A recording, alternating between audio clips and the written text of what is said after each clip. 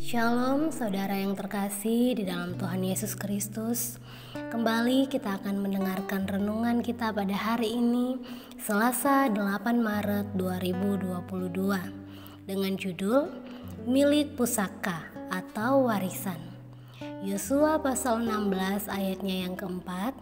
Demikianlah Bani Yusuf, yakni suku Manasye dan suku Efraim, menerima milik pusaka. Bacaan harian Yosua pasal 16 sampai 18. Milik pusaka atau warisan dalam bahasa Ibrani disebut juga nakal atau nakala. Kata ini terdapat terutama dalam kitab Bilangan dan Ulangan, mengacu pada tanah perjanjian yang ditetapkan bagi tiap keluarga Israel.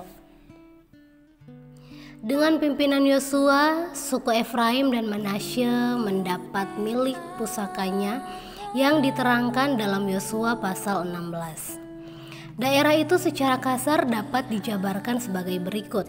Dari Gilgal ke arah barat sampai ke Betel, lalu ke hilir Bet Horon di sebelah barat Gezer, ke arah utara menuju Lot, dan memutar ke arah barat ke laut, lalu ke arah utara ke Sungai Kana, dan kemudian ke arah timur ke Tapuah, Yanoba, Taanat, Silo, Atarot, kemudian ke arah selatan ke Nasrat dan Gilgal lagi.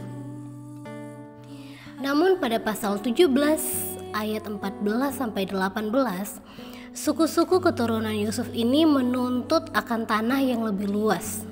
Yosua menunjukkan ketegasan dan kebijaksanaan ketika berhadapan dengan sukunya sendiri. Ya, sukunya sendiri. Karena Yosua bin Nun adalah tokoh dari suku Efraim yang menjadi pemimpin bangsa Israel. Ia menggantikan Musa dan memimpin bangsa Israel untuk masuk serta merebut tanah Kanaan. Dia tidak memberikan kepada mereka bagian tambahan, namun memberikan semangat agar mereka menebang pepohonan dan mendiami wilayah bukit berhutan tersebut. Alangkah senangnya jika kita mendapat warisan. Namun jika sekedar menerima tanpa mengelolanya dengan baik, warisan itu serasa tidak akan berarti dan berfaedah. Seperti suku Efraim dan Manasye ketika berhadapan dengan hutan, serasa tempat itu sudah tidak bisa ditempati. Padahal Yosua berkata bahwa jumlah mereka banyak dan kekuatan mereka besar, sehingga hutan seharusnya bukan menjadi kendala. Sebagai anak-anak Allah, kita juga menerima warisan janji-janji Allah. Roma pasal 8 ayat 16 sampai 17. Yaitu suatu hari kelak kita akan menikmati kemuliaan bersama dengan Kristus di surga. Walaupun saat di dunia yang fana ini kita masih mengalami berbagai penderitaan. Seperti suku Efraim dan Manasye, perlu perjuangan untuk menebang pepohonan. Jangan menyerah dengan penderitaan yang kita alami. Roh Kudus selalu sedia menolong dan menyertai kita sampai warisan janji Allah seutuhnya kita terima dan nikmati. Bahan refleksi: apakah hari-hari ini kita banyak menuntut pada Tuhan? Apakah kita bersedia belajar untuk berjuang dan tidak menyerah pada penderitaan? Power statement.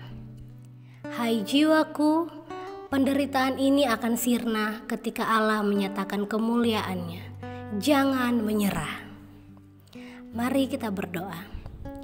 Sebagai ahli waris janji-Mu Tuhan, jangan biarkan aku menyerah atas penderitaan hidup. Dalam nama Yesus, amin.